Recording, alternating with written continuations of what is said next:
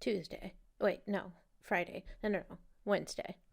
Wednesday is a 2022 comedy horror show on Netflix. If you haven't seen it, you've surely heard about it. Jenna Ortega made some good sketches on SNL, and she was paired up with Audrey Plaza of Parks and Rec, as well as last holiday at the SAG Awards.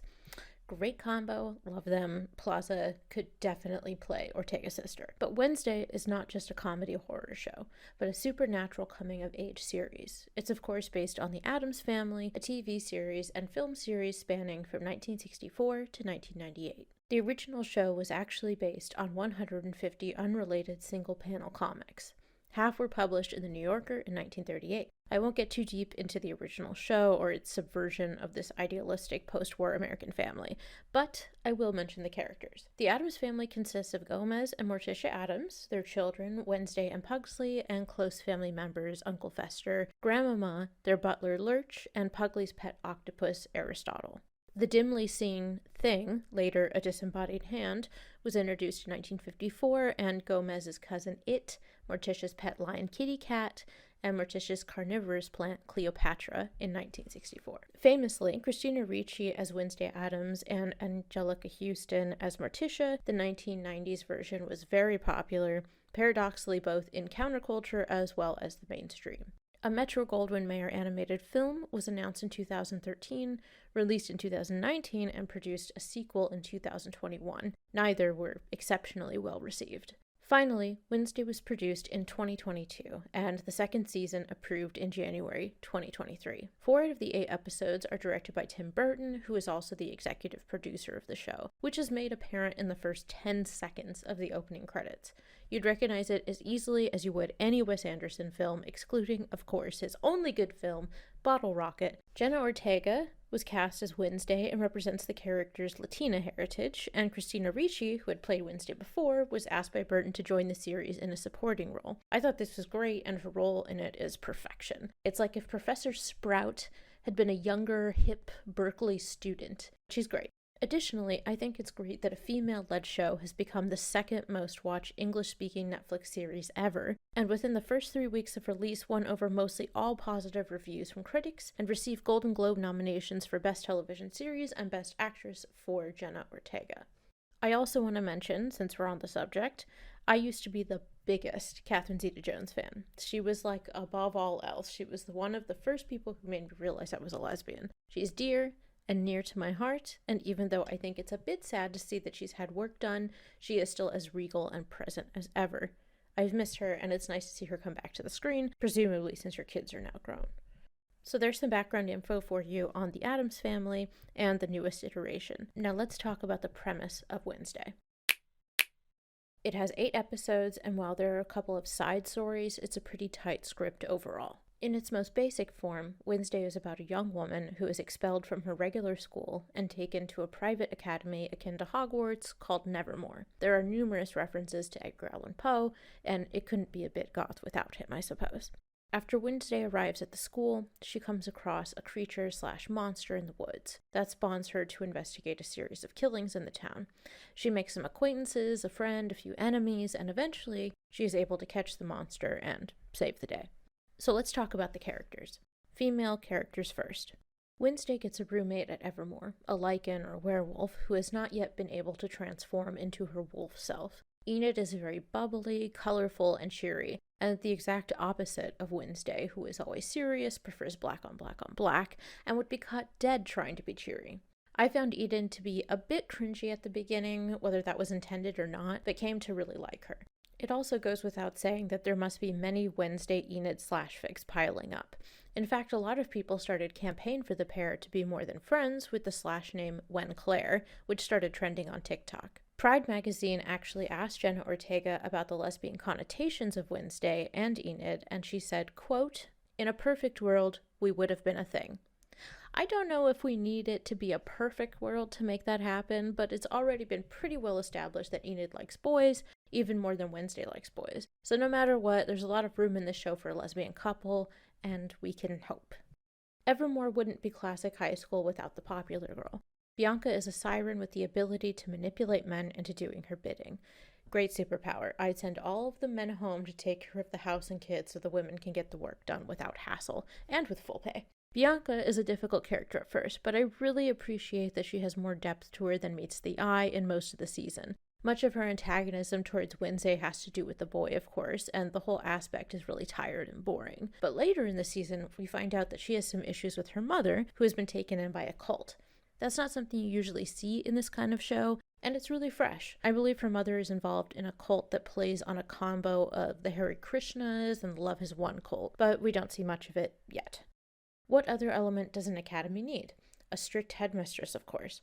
Principal Larissa Weems is the fearless leader who has history with Wednesday's mother, and no matter what anyone may say, she was definitely in love with Morticia. How the writers managed to miss that plot point, no one knows. While Weems seems like another flat character we've seen 100 times, there are some really nice moments between her and Wednesday, and in the end, her protectiveness of the school is really commendable and brave.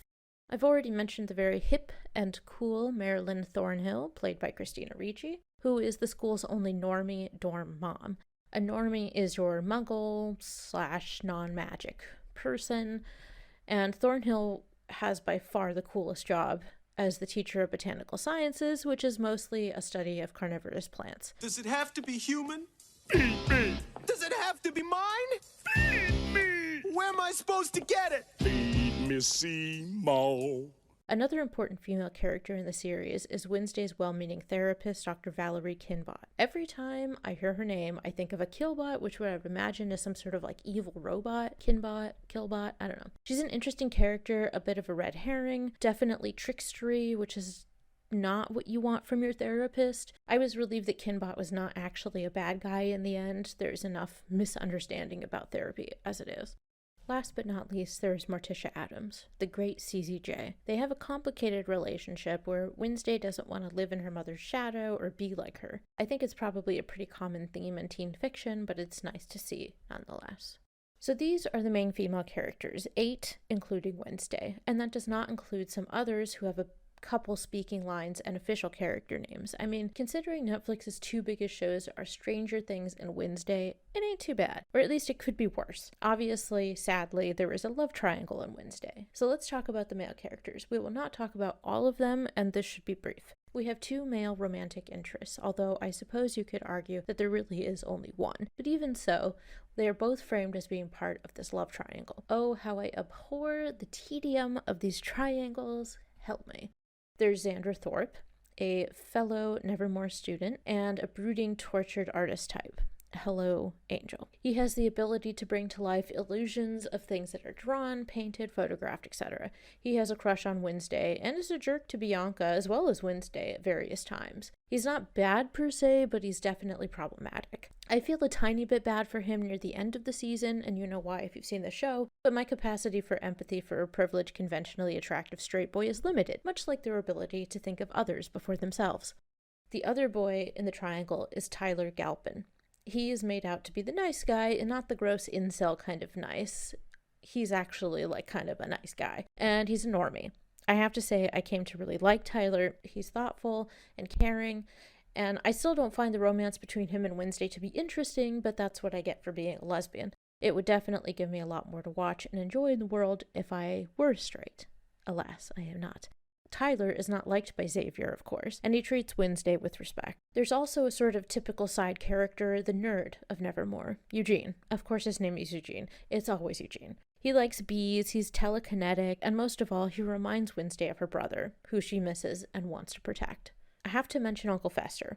Fred Armisen plays him. He's only there for an episode, but he's excellent. Armisen has been preparing for this role forever. Excellent casting, so fun to watch. There are members of Wednesday's family who play a role, her father and her brother. It's worth mentioning.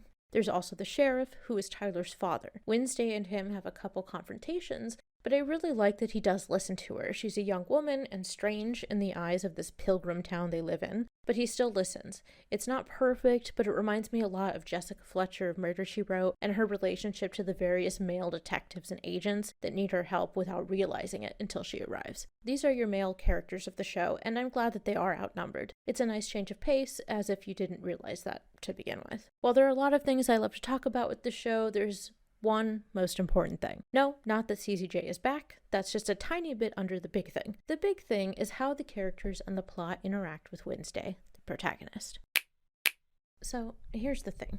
Wednesday, the show, does a lot of things right. I want to point out some of the aspects that make the show well done, and why these aspects, though nuanced, make the difference between a successful show starring multiple women versus one that falls short, sometimes on many, many levels. Emotion. This should be very obvious. The depiction of women and emotions is a giant pot of wet, oozing, bubbling, drab, dark brown patriarchy. Wednesday is iconically known as being reduced in presence. She also wears a ton of black, of course, and speaks to a darker aesthetic, but her truest character trait is that of being reduced. We see other personalities in real life who are comparable to this kind of personality, but it's not common, and it's rare to show it through a female protagonist in film or TV. This kind of reduction is, in a way, the antithesis to the stereotypical woman with emotion. For instance, take any daytime soap opera. They're all basically the same. The soap opera woman is overly dramatic, overly emotional, overly everything.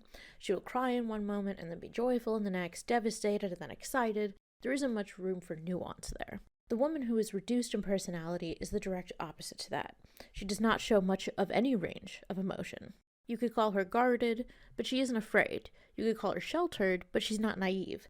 You could say that she's reserved or insecure, but she's actually quite confident in herself, and again, she isn't afraid to be seen, to stand up for herself, or to stand up for others when necessary. Maybe she's a bit dim-witted. Nope. She's typically quite clever. Maybe she's angry or moody. Not more than anyone else. She still has a range of emotions. She isn't stunted or aggressive, but she is not animated. She's thoughtful and serious. This isn't to say that she doesn't enjoy herself.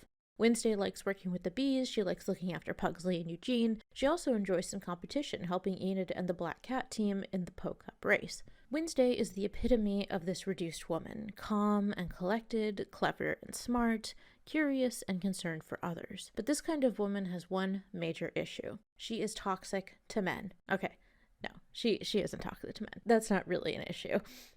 Really, it's that men have issues with women like this, and of course some other women too. I'll be fair, I suppose. An interesting social experiment to conduct, if you're so inclined, is to either witness a friend of yours or try it yourself out in the real world.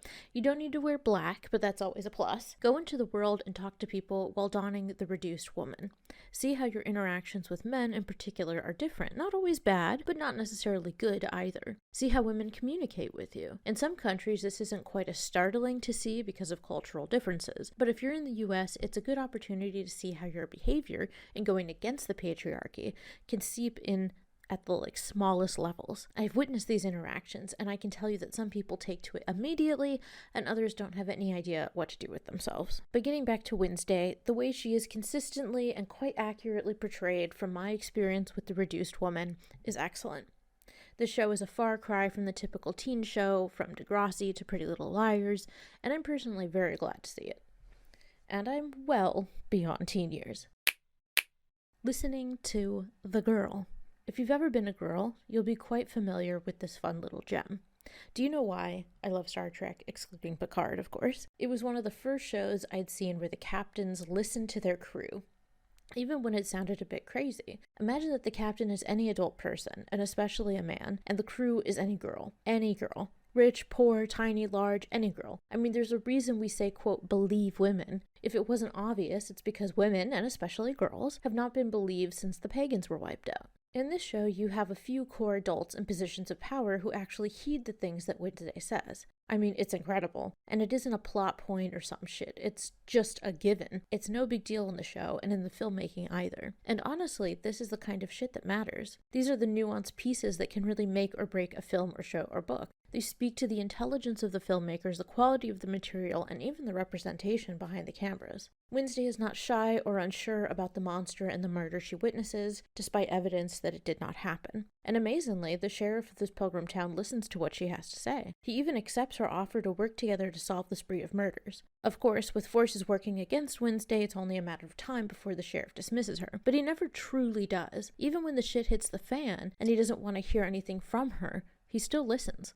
Since I mentioned it at the beginning, we have a perfect example of the typical way these things go. Jim Hopper is the chief of police in Hawkins, Indiana, the town in Stranger Things. When Joyce Byers finds that her missing son is communicating with her through the lights in her home, she takes that information to Hopper. He dismisses her. Now, there are differences between the two scenarios, of course, but one of the major differences is that while Wednesday is reduced and calm, Joyce is upset and angry and shows her emotions. Either way, it comes down to whether a man listens to a woman or not, which is typically not. Another example of this comes from Wednesday's interaction with Headmistress Weems. Now, typically, except sometimes in YA fiction, the headmaster or headmistress or principal does not listen to the student. This is used a lot as a plot point to help isolate the protagonist. It can make for good tension and drama. However, this is also used ad nauseum. It's old hat, boring, and usually contrived, but occasionally we get a gem like we do in Wednesday. The show does a good job of creating tension with the headmistress by making her a bit of a shapeshifter, again literally and figuratively. You aren't really sure what her motives are for most of the show, but despite this, she over and over again listens to Wednesday and forgives her for violations of the school rules because she believes in her. It's really refreshing. Weems is a favorite of mine, and not just because she was totally in love with Morticia. The love triangle. I really don't want to talk about this, but I think it's worth mentioning. While I've made it absolutely clear how bored I am by these love triangles and how tedious they can be, I do appreciate aspects of the way it's handled in Wednesday. As a side note, I became much more okay with the love triangle after I found out that Jenna Ortega, who plays Wednesday, has become an executive producer on the show for season 2 and is planning on cutting out a lot of this kind of thing. Thank goodness. Jenna Ortega's dedication to protecting the show and her character is really commendable, and it reminds me of the dedication that Kate Mulgrew has for her character, Captain Janeway. Mulgrew has made a lot of decisions for the character and stuck to her guns, despite the producers and thereby the writers. You can also see this with Angela Lansbury in Murder, She Wrote. Ortega is following in these footsteps. We need more women like this in the industry. They make content and art of a higher caliber. Back to the love triangle, the show sets up a sort of Edward Jacob scenario where the audience could potentially pick which boy they want her to like. Gross. But its saving grace is that Wednesday, despite the framing of the plotline, doesn't really ever indicate that she likes Xavier, the moody rich boy. It could be implied or inferred, but it's never really established. Instead, Wednesday tends to use Xavier throughout season 1, and I find that incredibly refreshing. It's never good to use anyone or manipulate anyone, but how many godforsaken times do we see this being done to women by men in the media and in real life? It was a big relief to me that Wednesday doesn't want to be with him, especially after he's been a bit pushy and creepy with her. Maybe season 2 will have them together at some point. I hope not, but it's possible. A good example of this kind of character actually turning and changing is Steve from Stranger Things. God, I hated Steve. I absolutely hated him. But since season 3, when he's been left by Nancy and becomes best friends with Robin, I'm on board. It's great. It doesn't feel gross or icky because even though he still likes Nancy, he doesn't pursue it. It's not until Nancy shows that she may still have feelings for him that he shares his own feelings. I find that really refreshing as well. Jenna Ortega herself, I love her so much, said, quote, "I told them very early on that I didn't want Wednesday to be in the middle of a love triangle. I've always been against the love triangle idea. As far as the boys went, I had to accept it. But honestly, I'm going to fight this love triangle thing so hard, because I don't think Wednesday would ever be in a love triangle. I talked to the writers about this, and they said, don't worry, it's not going to be that. I think there's an opportunity there for a sweet, platonic relationship, because I don't think it's shown enough, men and women having safe, platonic relationships that don't become romantic." Thank you so fucking much, Jenna Ortega. And I think that's really all there is to say about the love triangle.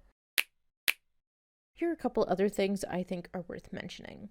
The villains in Wednesday are far more complex and nuanced than what you typically see, not only in teen shows, but in, quote, highbrow art. Take Star Wars and Lord of the Rings, very black and white overall. There are characters that stick out, of course, as being more multi-layered, but more often than not, the main villains in these stories are flat and contrived. Some of the themes are really interesting and take some surprising turns. It's nice to see the tension in Wednesday's relationship with her mother Morticia and her legacy at Evermore. The Latinx heritage, though sometimes a bit over the top, and the general diversity is fantastic. I'm so tired of a bunch of pretty white people being main characters. With this more diverse cast, it really makes it feel like it's real, though almost everyone, of course, is still far too pretty for it to be real. Last but not least, conformity and social norms are explored in a layered and interesting way. It comes from many different places for Wednesday. Her family, the town, the school, even as her family and the school are for the non-normies, there's still a theme of conformity that is really nice to see. Wednesday's relationship with her roommate and friend Enid is a great example. There are many scenes where we see the stark contrast between Enid's side of the room and Wednesday's. Despite what anyone thinks, Wednesday has a strong sense of self and isn't afraid to be herself, no matter what group around her wants her to conform in one way or another. While doing research about this show, I came upon what I think is a great description of Wednesday and a good place to conclude. Quote, "She is a dark, macabre, and intelligent character who bucks societal expectations of what a young girl should be like. She is also seen as a representation of a differently minded person who does not conform to society's norms and values. Additionally, Wednesday is also a representation of a strong and independent woman who is not afraid to be herself and stand out from the crowd." If you haven't yet seen the show, give it a watch. See it all the way through. It's worth the time. It's been a pleasure.